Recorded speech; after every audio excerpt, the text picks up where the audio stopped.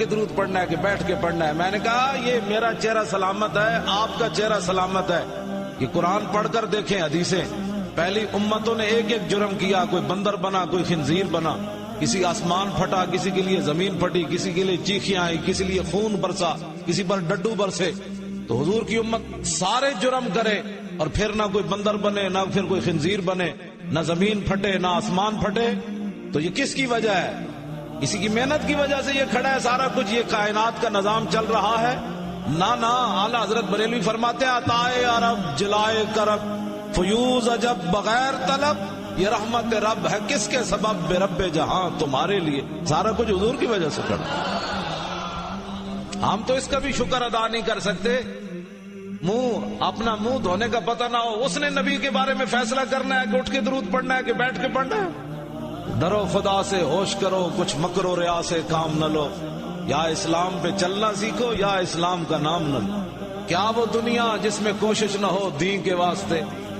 یہ کھانا پینا تو حیوان بھی روزانہ کرتے ہیں، سوتے تو حیوان بھی ہیں روزانہ. کیا وہ دنیا جس میں کوشش نہ ہو دین کے واسطے وہاں کی بھی کچھ، یا سب کچھ یہیں کے واسطے؟ وہاں کے لیے بھی کچھ کرنا ہے. اور آج کفر اس مسئلے میں کامیاب ہوتا جا رہا ہے. امت ہی اٹھ کر نبی کے بارے میں فیصلہ کرے.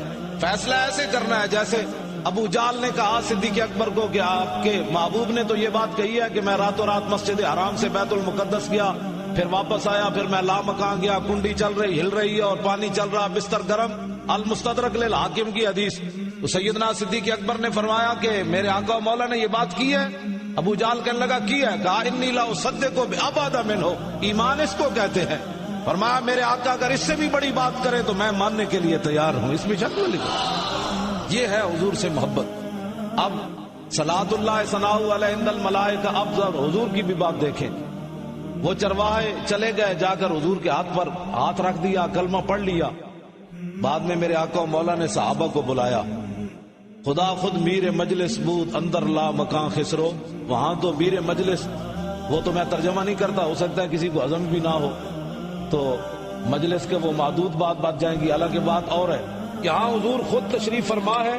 اور صحابی نے جب کلمہ پڑھا تو حضور نے فرمایا بیٹھیے. جب بیٹھ گئے مجمع لگ گیا، صحابہ آ گئے، تو میرے آقا نے اس صحابی کو فرمایا قم فحدثہم، اب اٹھیے ذرا بتائیے کہ وہ بھیڑیا کیسے آیا اور آپ سے بھیڑیے نے کیا بات کی اور پھر آپ یہاں کیسے آئے.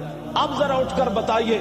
حضور خود میر محفل ہو، مسجد نبوی شریف ہو، اور حضور کی امت کے خیار صحابہ موجود ہوں، اور وہ صحابی اٹھ کر حضور کی شان بیان کرے، وہ جائز ہو تو المناف کارپوریشن میں مولوی خادم کی تقریر کیوں ناجائز ہو؟ یہی تو ہم کہتے ہیں یہ ہے تو محفل میلاد کا ثبوت. اور میرے آقا نے فرمایا اب بیان کریں.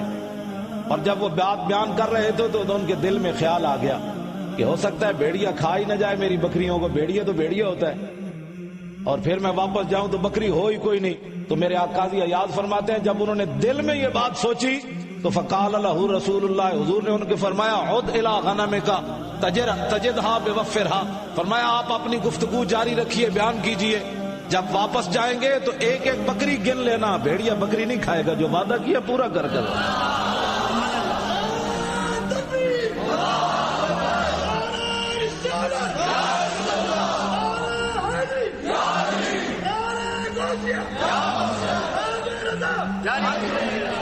نعرہ تکبیر. پیچھے نہیں آواز آ رہی تھوڑی؟ تسی کوئی مطلب پریشان ہوئے بیٹھے ہو؟ اتنے تو بھیڑیا بھی اچھل پوندا حضور دا نہ آوے تے تسی تو کلمہ پڑھیا، تانوں نہیں سمجھ آ رہی؟ نعرہ تکبیر، نعرہ رسالت، نعرہ تحقیق. سونا بھائی نعرہ حیدری، نعرہ حیدری، نعرہ غوثیہ. اسی سارے نو حضور دے واسطے نال منیا. ہاں دل بمحبوب حجازی بستائیں زی جہت بیک دیگر پیوستائیں. اقبال کہتا ہے دل لگانے کی تو ایک ہی جگہ تھی، وہ حضور کی ذات ہے. ہاں لیکن قیامت تک ہاں جی عبداللہ شاہ غازی بنے تھے، انہوں نے بھی دل لا لے. حضرت پیر کے تھے بڑے اور کہڑے بزرگ، عالم شاہ بخاری دے دل انہوں نے بھی لا دیا. چلتے چلتے ممتاز قادری باویں کانسٹیبل سی، دل انہوں نے بھی لا لیا. نہ شبم نہ شب پرستم کہ حدیث خواب گویم، کیوں غلام آفتابم ہما آفتاب گویم. اسی نہ کالیاں تے نہ کالیاں گلن، مراد دل دا کالا. چونکہ ایسے تھا تو چونکہ ایسے تھا، چوں چوں نال بھی حضور دی گل ہوندی. ہاں نہ سی کالیاں تے نہ کالیاں گلاں کردے، چمک دے محبوب دے غلاماں تے گلاں بھی چمک دی ہوئیاں کرنے. اور حضور خوش ہوتے ہیں حضور کی محبت میں مبالغہ کیا جائے. جب میرے آقا و مولا بدر کی طرف تشریف لے جا رہے تھے تو فرمایا جانا چاہیے کہ نہیں، جانا چاہیے کہ نہیں. تو حضرت سعد بن معاذ کھڑے ہو گئے. عرض کی حضور ہم سے پوچھتے ہیں؟ سل حبال من شیتا وقتا حبال من شیتا. چلتے چل. حضور نے پہلے نہیں، یہ اپنے اندر کی بات ہے. اندر ہو تو اقبال کہتا ہے میں پرساز عشق وادنی رنگی عشق باہر رنگے کے خواہی سر برارت. اقبال کہتا ہے حضور کے عاشقوں کے بارے میں مت پوچھ، حضور کے عشق کے بارے میں مت پوچھ. تو جیسے چاہے نا کہ حضور کا عاشق تمہیں ایسے ہی نظر آئے گا. اب ہماری چاہت کیا ہے؟ میں تو جیسے چاہے حضور کا عاشق تجھے ایسے ہی نظر آئے گا. عشق سلطان است و برہان مبین، عشق را ہر دو عالم زیر نگی. اقبال کہتا ہے عشق دلیل بھی ہے اور بادشاہ بھی ہے، اور دونوں جہانوں عشق، دونوں جہان عشق کے نیچے ہیں. لا زمانوں دوش و فردا یزو، لا مکانوں زیر و بالا یزو. اقبال کہتا ہے عشق ہے لا زمان، لیکن قیامت تک جس کا نام رہے گا حضور کی وجہ سے رہے گا. ہے لا مکان، اس کا مکان کوئی نہیں، لیکن قیامت تک جس کا مکان محفوظ رہے گا وہ حضور کی وجہ سے رہے گا، اور کوئی نہیں رہے گا. اقبال یہ کس کے عشق کا فیض عام ہے، رومی فنا ہوا حبشی کو دوام ہے. اقبال کہتا ہے پوری دنیا پر حکومت تو سکندر ذوالقرنین نے کی، اس کا نام کوئی نہیں جانتا. دنیا میں بلال بلال ہو رہی ہے، آخر اس کی وجہ کیا ہے؟ بات تو حضور کی ہے، اس کے علاوہ تو بات ہی کوئی نہیں. نبی علیہ الصلوۃ والسلام کی نسبت کی بات ہے. توجہ. سعد بن معاذ مبالغہ، آپ مبالغہ کر دیتے ہیں. میں کہا جی اس تو بڑا کیڑا مبالغہ ہے جڑا سعد بن معاذ کیا. بندے 313 اور بات کی کیا کرنے لگے ہیں. پنجابی اور اردو دونوں میں باتیں ہو رہی ہیں. آپ میری پنجابی بھی ایسی ہے جو آپ کو اردو سے بھی آگے لے جائے گی. نسبت ہے نا، رسی ہے نا کسی کے ہاتھ میں، تو ایسی تھوڑی لوگیڑ تو نہیں ہے نا، اب رسی ہے پیچھے بندھی ہوئی ہے. اور وہ ایسی مبالغہ میزی کہتے آپ مبالغہ کر دیتے ہیں. میں نے کہا اس سے بڑا مبالغہ کیا ہے؟ 313 بندے ہیں اور سعد بن معاذ کہہ رہے ہیں سل حبال من شیتا وقتا حبال من شیتا سالم من شیتا عاد من شیتا خذ من اموالنا ما شیتا وآتنا ما شیتا. یہ کوئی بات ہے کرنے والی؟ حضور جس سے چاہیے لڑیے، جس سے چاہیے صلح کیجئے، جتنا مال چاہیے لیجئے اور جتنا ہمیں دینا چاہتے ہیں دے دیجئے. حضور جہاں جانا چاہتے ہیں چلیے. حضور سمندروں میں گھوڑے ہمیں حکم دے تو ڈال دیں گے. یہ کیسر و کسرا جو ہے وہ ادھر ہے، بدر تو یہ کھڑا ہے، آپ حکم دے تو وہاں 8 تلواریں لے کر ان پر بھی ٹوٹ پڑیں گے. یہ کوئی بات ہے کرنے والی؟ اس سے بڑا مبالغہ کیا ہو سکتا ہے؟ کیسر و کسرا سے جنگ کرنے کا مطلب آپ جانتے ہیں کہ آج امریکہ اور روس کے ساتھ آدمی 8 تلواریں لے کر کہے میں جنگ کرنا چاہتا ہوں. ہمارے تو ایٹم بم ہوتے ہوئے ان کی ٹانگیں کانپ رہی ہیں، تو 8 تلواریں لے کر وہ عرض کی حضور حکم تو دے، ہم کیسر و کسرا سے بھی جنگ چھیڑ دیں گے. تو میرے آقا و مولا خود چاہتے ہیں میری عزت اور میری ناموس کے لیے مبالغہ کیا جائے، ورنہ حضور روک دیتے. یہ کیا باتیں کر رہے ہو؟ 8 تلواروں سے بھی کیسر و کسرا سے جنگ ہو سکتی ہے؟ اشرق وجہ رسول اللہ، حضور کا چہرہ چمک اٹھا. حضور خود چاہتے ہیں میری عزت کے اندر ایسی بات کرو کہ میں خوش ہو جاؤں. حضور کا چہرہ چمک اٹھا. اور پھر جب سعد بن معاذ کی اپنی باری آئی تو آج سارا کچھ مجھے کہا کہ میں سارا کچھ حضور پر قربان ہے. سعد بن معاذ نے جب یہ بات کی تو میدان خندق میں تیر لگ گیا. پورے کر مجھے سبل الہدا دے.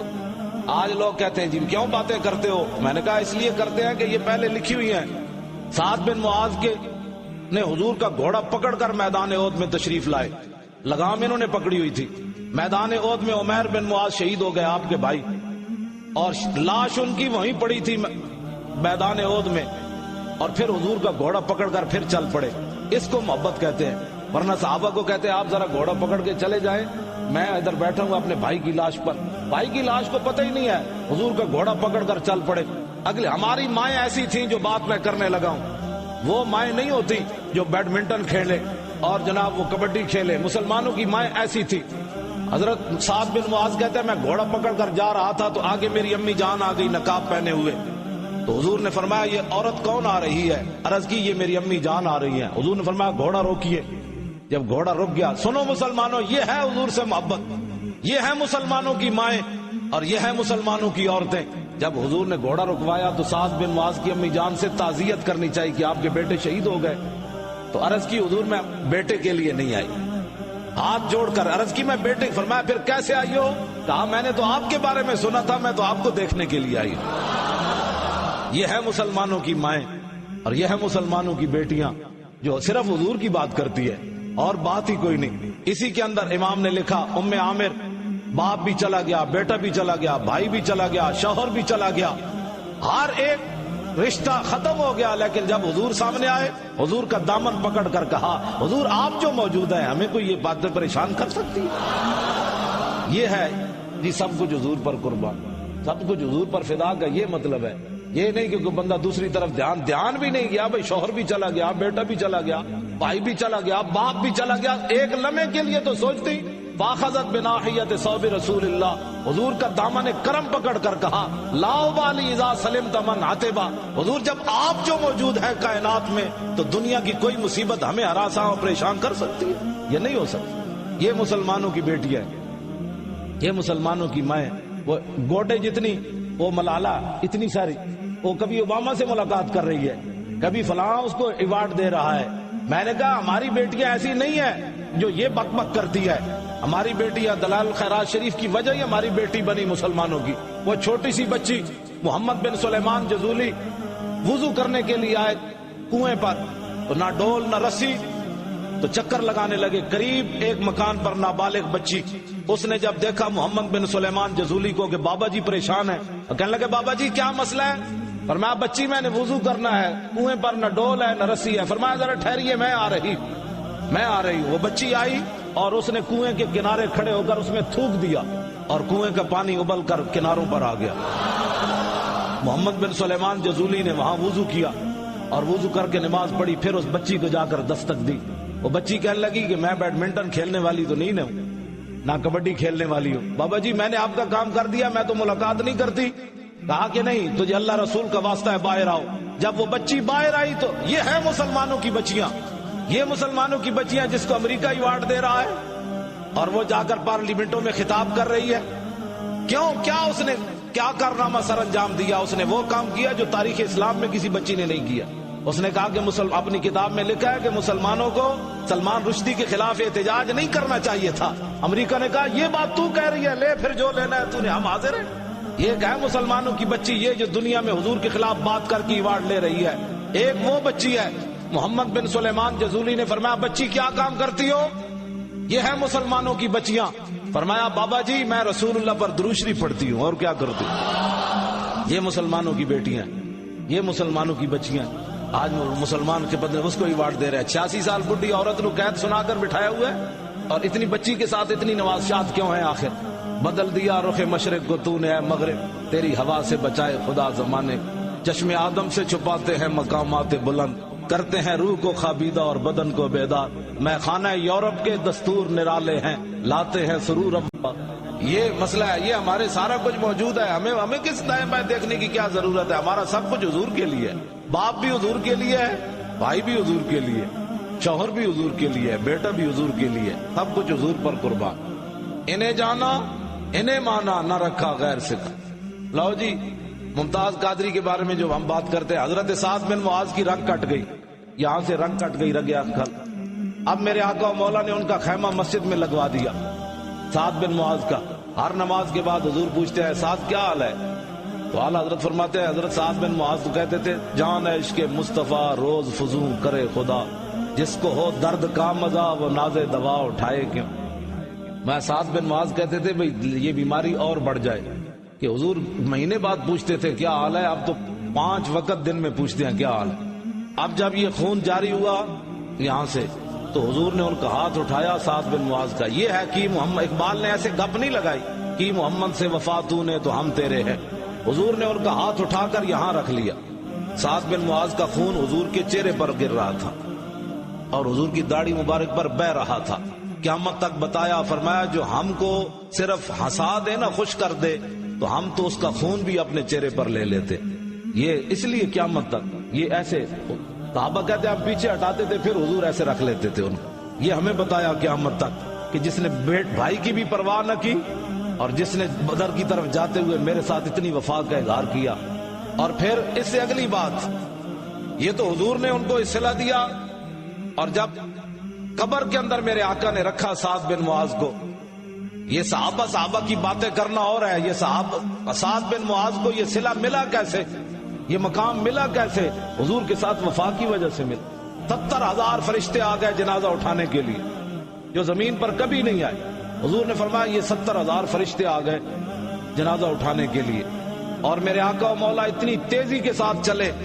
سعد بن معاذ کے گھر کے صحابہ کہتے ہیں ہماری چادریں نیچے گر گئیں، جوتوں کے تسمے ٹوٹ گئے۔ ہم نے عرض کی حضور سعد بن معاذ کا گھر تو یہی ہے، تو آپ اتنی جلدی کیوں تشریف لے جا رہے ہیں؟ میرے آقا نے فرمایا اس لیے جا رہے ہیں کہ ہمارے جانے سے پہلے کہیں اللہ کے فرشتے ان کو غسل دینے کے لیے آسمان پر نہ لے جائیں۔ یہ حضور کے ساتھ وفا کا صلہ ہے۔ اگلی بات جو ہے وہ بڑی اور خطرناک نہیں ہے، اور یہ بہت ڈاڈھی بات ہے، سخت بات ہے۔ جب میرے آقا و مولا ان کو قبر کے اندر اترے سعد بن معاذ کو رکھنے کے لیے، تو سعد بن معاذ کی امی جان قبر کے کنارے کھڑے ہو کر رو رہی ہیں۔ تو میرے آقا و مولا نے سعد بن معاذ کی امی جان کو لفظ کیا فرمائے؟ فرمایا الا یرکا دموگے ویذهب حزنوگے بان ابنک اول من ضحک اللہ لہ واہتز لہ العرش۔ فرمایا سعد کی امی اب خاموش ہو جا، آج تک جب سے آدم علیہ السلام اللہ رب العالمین نے پیدا فرمایا مجھ تک اللہ رب العالمین مسکراتے ہوئے کسی کو نہیں ملا، آج تک اللہ مسکرا کے کسی کو نہیں ملا۔ بِأَنَّ ابْنَكَ أَوَّلُ مَنْ ضَحِكَ اللَّهُ لَهُ، تیرا بیٹا پہلا ایسا شخص ہے جس کو رب مسکرا کے ملا ہے۔ کیوں رب مسکرا کے ملا ہے؟ فرمایا تو نے میرے نبی کو جو اس دن مسکرا دیا تھا، بدر کی طرف جاتے ہوئے جب تو نے میرے نبی کو ہنسا دیا، تو آج میں بھی تجھے یہ صلہ دے رہا ہوں۔ اس کا صلہ یہ ہے کہ میں تجھے مسکرا کے مل رہا ہوں۔ تو جو رسول اللہ کو خوش کرے اس کے لیے تو رب بھی مسکرا پڑتا ہے۔ یہ ہے جی کہ میرا سب کچھ حضور آپ پر قربان ہے۔ میرا سب کچھ حضور آپ پر قربان ہے۔ جو سب کچھ حضور پر قربان کر دے پھر اللہ رب العالمین ان کے لیے قانون بھی بدل دیتا ہے۔ مسکرایا نہیں، حضور کے ظاہری حیات تک رب مسکرا کے کسی کو نہیں ملا، کسی کی قوم بھی مسکرا کے نہیں ملا، لیکن سعد بن معاذ کے لیے قانون اپنا توڑ دی۔ میں نے تجھے مسکرا کے ملنا ہے اس لیے کہ تو نے میرے نبی کو جو ہنسایا۔ اور غازی علم الدین شہید جو تھے، ان سے جب پوچھا گیا کہ بھائی منکر نکیر آئے تھے، انہوں نے کہا نہیں آئے۔ یہاں بھی رب نے اپنا قانون بدل دیا، جس نے نبی کے ساتھ وفا کی۔ تو غازی علم الدین کے پاس تو منکر نکیر آئے ہی کوئی نہیں، حالانکہ قانون اور ضابطہ یہی ہے کہ منکر نکیر آتے۔ تو غازی علم الدین کے لیے رب نے بھی یہ قانون بدل دیا۔ حافظ صاحب نے کہا کہ منکر نکیر آئے تھے، انہوں نے کہا مجھے تو پتہ ہی نہیں بھائی منکر نکیر آئے بھی تھے کہ نہیں، اس لیے کہ منکر نکیروں نے غازی علم الدین سے پوچھنا کیا تھا کہ ما کنت تقول فی ھذا الرجل، بتاؤ اس نبی کے بارے میں دنیا میں کیا کہتا رہتا تھا؟ تو غازی علم الدین نے کہنا تھا گردن تو کٹایا ہوں، اور کیا کہتا رہتا تھا؟ اب بھی پوچھنے آ گئے ہو؟ تو رب نے اپنا قانون بدل دیا۔ تو جو رسول اللہ پر اپنا سارا کچھ قربان کر دے، اللہ رب العالمین اس کے لیے قانون بھی بدل دیتا ہے۔ اور حضرت ابراہیم بن حسین امام الحرمین، ان کے پاس جب اسرائیل آئے اور اسرائیل نے کہا کہ مولانا، پنجابی دے دا مانا صحیح ہونا، مولانا لمے پو، لمے لیٹو، مولانا لیٹو تہاڈی روح کڈنی۔ مولانا نے کہا کہ میرا کوئی پروگرام نہیں ہے مرنے کا، یہ ہے مسئلہ، قانون بدل۔ انہوں نے کہا میرے مرنے کا پروگرام ہی کوئی نہیں۔ کہا جی نہیں مرنا تو پڑے گا آپ کو۔ کہا بھائی نہیں، آپ کو کہہ دیا ہے نا میرے مرنے کا کوئی پروگرام نہیں، اپنے واپس جاؤ۔ اب وہ حضرت اسرائیل واپس چلے گئے، واپس جا کر حضور کی بارگاہ میں عرض کی یا رسول اللہ وہ مولانا مرنا ہی نہیں چاہتے۔ میرے آقا نے فرمایا پھر میں جاتا ہوں۔ حضور نے ابراہیم بن حسین کو فرمایا مولانا مرتے کیوں نہیں؟ عرض کی اب تو مروں گا، آپ نے جو فرما دیا، اب تو مرنا ہے، لیکن آپ کریم ہیں، آپ کریم ہیں، میرا ایک مطالبہ ہے آپ سے۔ واہ کیا جود و کرم ہے شاہ بطحا تیرا، نہیں سنتا ہی نہیں مانگنے والا تیرا۔ عرض کی میرا ایک مطالبہ ہے آپ سے کہ قیامت تک، جب تک قیامت قائم نہیں ہوتی، میرے نامہ اعمال میں حج لکھا جائے تو میں مرنے کے لیے تیار ہوں، ورنہ میں حضور میرا ایک مطالبہ ہے۔ حضور نے فرمایا یہ مطالبہ ہم پورا کر دیں گے، مرے تو صحیح نہ، کم از کم مرنے کے لیے تیار تو یہ ہے رسول اللہ کے غلاموں کی قیامت تک۔ جس نے بھی حضور سے وفا کی اس وفا کا کوئی اندازہ نہیں کر سکتا، نہ اس وفا کے کوئی صلہ کا اندازہ کر سکتا ہے قیامت تک۔ آج حضور کی امت، اقبال کہتا ہے سبب اس کا کچھ اور ہی ہے جس کو تو خود سمجھتا ہے کہ زوال بندہ مومن کا بے زری سے نہیں۔ مسلمانوں کی ذلالت کی وجہ یہ نہیں کہ ان کے پاس کچھ نہیں، سب کچھ ان کے پاس موجود ہے، ایک چیز ان کے اندر ختم ہوتی جا رہی ہے، کیا؟ نہیں، عشق رسول تو کیا ان کے پاس ہونا ہے، ہر بندہ اٹھ کر اپنا سائز کے مطابق حضور کا مقام ناپنا چاہتا ہے کہ میرا چونکہ علم اتنا ہے تو میں چاہتا ہوں کہ یہ حضور وہاں تک درود نہیں سنتے، اپنے کانوں پر نبی کے کانوں پر قیاس کرتا ہے، اور پھر اپنے علم کو دیکھ کر فلاں چیز کا، بھائی جب وہ کچھ بھی نہیں تھا حضور تھے، کچھ بھی نہیں تھا، نہ روح امین، نہ عرش بری، نہ لوح مبین، کوئی بھی کہیں خبر ہی نہیں، جو رمزیں کھلی ازل کی نہاں تمہارے لیے۔ سارا کچھ جب حضور کی وجہ سے ہوا تو حضور کے بارے میں یہ باتیں کرنا کہاں کا انصاف ہے۔ اگلی بات جو آخری میں بات کرنے لگا ہوں نا، وہ پچھلے سال سیالکوٹ کے اندر، پچھلے سال جو ہے نا سیالکوٹ کے اندر ایک مولوی تقریر کر رہا تھا، یہ واقعہ رضائے مصطفیٰ رسالے میں آیا ہے، سچا واقعہ۔ سیالکوٹ میں ایک مولوی تقریر کر رہا تھا، اس نے تقریر کرتے کرتے حضور کے خلاف کوئی بات کر دی، اور قریب ایک حویلی، ایک جگہ، ایک بھینس، پنجابی کہتے ہیں مجھ، ایک بھینس بندھی ہوئی تھی، اس نے رسا توڑا، وہ سٹیج پر آ گئی، وہ مولوی اچھل کر درخت پر چڑھ گیا، وہ بھینس نیچے نیچے ایسے پھرے کہ نیچے آ، میں تجھے بتاؤں تو نے حضور کے بارے میں بات کیوں کی ہے۔ یہ سیالکوٹ کا واقعہ پچھلے سال۔ اب وہ مولوی کہے یہ بھینس جھلی ہو گئی، پاگل ہو گئی، اس کو باندھو، تو لوگوں نے کہا اگر یہ پاگل ہوتی تو ہمیں کیوں نہیں مارتی۔ تو اس پر جو میں بات کرنے لگا ہوں نا، وہ بڑی عام ہے کہ جب حضور کے غلاموں میں غیرت ختم ہو جائے تو پھر بھینسیں بھی حرکت میں آ جاتی۔ پیرا تو ہم نے دینا تھا نا، وہ چارہ کھا کر نبی کی عزت پر وہ رسا بھی توڑ کر آ گئی، اور ہم ہاتھ پہ ہاتھ دھرے منتظر فردا کہ اب خالد بن ولید باہر آئے، اب صدیق اکبر آ کر بات کرے سخت، اب حضرت عمر اب دوبارہ آئے، حضرت مثنیٰ دوبارہ آئے، خالد بن ولید دوبارہ آئے، صلاح الدین ایوبی دوبارہ آئے، محمود غزنوی دوبارہ آئے۔ ہمارے حکمران تو سوئے ہوئے بھی اتنے غیرت مند تھے کہ غازی علم الدین سے پہلے جس آدمی نے راجپات پر حملہ کیا نا لاہور 1929 میں، اس کا نام تھا عبدالعزیز، وہ غزنی کا رہنے والا تھا، اور جب وہ گرفتار ہو گیا تو انگریز جج نے اس سے پوچھا کہ بتا تو نے ہمارا قانون ہاتھ میں کیوں لیا، تو تجارت کے لیے آیا تھا، مزدور آدمی ہے، مزدوری کرنے غزنی سے چل کر لاہور آیا، اور تو نے ہمارا قانون، ہمارے بندے پر حملہ کیوں کیا ہے، تجھے کس نے حق دیا کہ تو نے راجپال پر حملہ کر دیا؟ تو عبدالعزیز نامی غزنی کا رہنے والا پٹھان، اس نے کہا کہ بات یہ ہے کہ جب میں صبح آنے لگا تھا نا غزنی سے چل کر، تو رات خواب کے اندر محمود غزنوی آئے، اس نے کہا کہ تو لاہور جا رہا ہے؟ اس نے کہا ہاں جی میں جا رہا ہوں۔ اس نے کہا لاہور تجارت اور کاروبار بعد میں کرنا، وہاں ایک گستاخ رسول ہے، اس کو قتل پہلے کرنا ہے۔ لوگ تو نبی کے علم کو نہیں مانتے۔ میں نے کہا لاہور کہاں اور غزنی کہاں؟ تم تو کہتے ہو۔ میں کہا محمود غزنوی کو مرے ہوئے صدیاں گزر گئی تھی، اور یہ وائرلس تو تھی نہیں بھائی لاہور سے وائرلس ہوئی ہو محمود غزنوی کی قبر پر۔ تم تو نبی کے بارے میں یہ باتیں نہیں مانتے۔ بتاؤ محمود غزنوی کو کس نے بتایا؟ لاہور کی خبر محمود غزنوی قبر میں کیسے بات کر رہا ہے؟ عبدالعزیز نامی کہنے لگا مجھے محمود غزنوی نے کہا ہے، اور محمود غزنوی وہ شخص ہے کہ 17ویں بار جب اس نے حملہ کیا اور وہ سومناتھ کا مندر توڑنے لگا، یہ ہے مسلمانوں کے حکمران، تو ہندوؤں نے کہا کہ جتنا سونا لینے چاہتے ہو لے لو، یہ بت نہیں توڑنا۔ محمود غزنوی نے تاریخی جملہ کہا، اس نے کہا میرے ساتھ سوداگری کرنا چاہتے ہو؟ جس نبی کا کلمہ میں نے پڑھا ہے وہ نبی بت بیچنے کے لیے نہیں آئے، وہ بت توڑنے کے لیے آئے۔ میں جس نعرے تو زیادہ خوش ہونا ہوں تسی کوئی نہیں لایا لبیک کڑا۔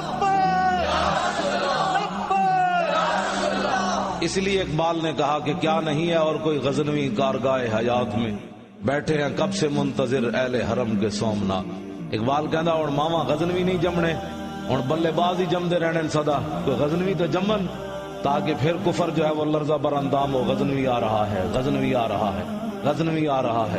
خالد بن ولید رضی اللہ تعالیٰ عنہ سے جب پوچھا گیا کہ بابا جی یہ جو آپ ہر جگہ جاتے ہیں اور آپ کو اللہ تعالیٰ فتح دیتا ہے تو اس کا مسئلہ کیا ہے، یہ فتح کیوں ہوتی ہے؟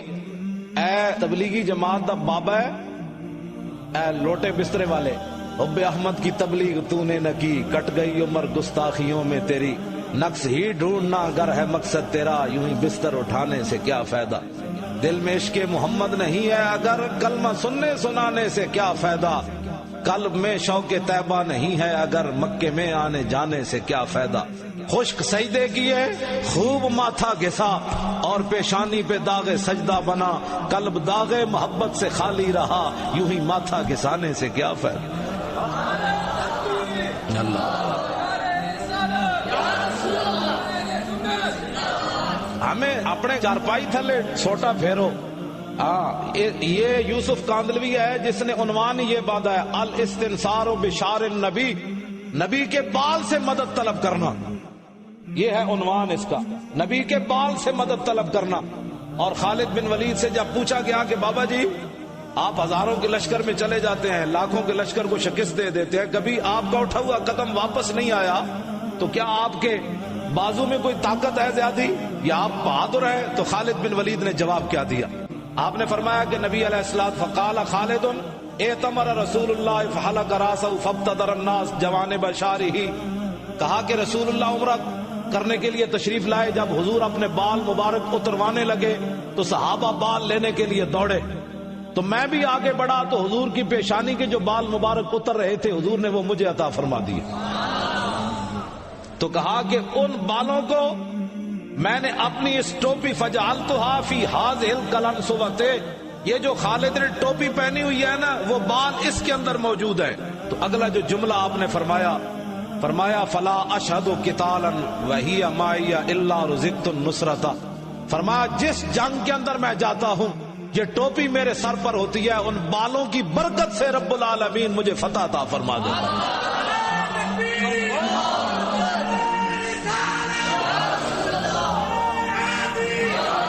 لو جی یہ ہے جی الاستنصار بشار النبی.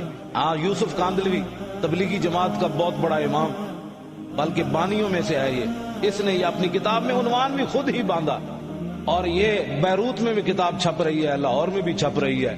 یہ میں نے کہا آپ بتاؤ، تم تو کہتے ہو نبی نفع نہیں دیتا، صحابی کو بھی سمجھ نہیں آئی وہ نبی کے بال سے مدد طلب کر رہے ہیں. اس کا جواب قیامت تک دو، اور قیامت تک خالد بن ولید سے زیادہ توحید سمجھ تمہیں نہیں آئی. تم تو بسترے اٹھا کر دین کا کام کرتے ہو نا. خالد بن ولید نے کہا کہ لقیت قضا و قضا زحفن فما فی جسدی شبر الا وفی ضربۃ بسیف اور رمیۃ بسام او طعنۃ برمح. فرمایا میں بڑی بڑی جنگوں میں حاضر ہوا، میرے جسم پر ایک بالش جگہ نہیں بچی جہاں تلوار تیر اور نیزہ نہ لگاؤ. پھر بھی مدد کس سے طلب کرتے؟ حالانکہ خالد بن ولید کی اپنی بڑی طاقت تھی، وہ بڑے دلیر تھے، لیکن کہا کہ نہیں یہ میری دلیری اپنی جگہ، اصل فتح کی وجہ رسول اللہ کے بال ہے. جب مجاہدین ایسے آئیں گے نا اس دن مسلمانوں کو فتح ہو جائے گی. ہاں جو مجاہدین ایسے ہوں کہ نبی کچھ نہیں کر سکتے ان کو کبھی فتح نہیں ہوگی. جب مجاہد ایسے لوگ آئیں گے پھر کیسر و کسرا فتح ہو جائے. اللہ رب العالمین مجھے اور آپ کو حضور کی محبت عطا فرمائے. وآخر دعوانا ان الحمد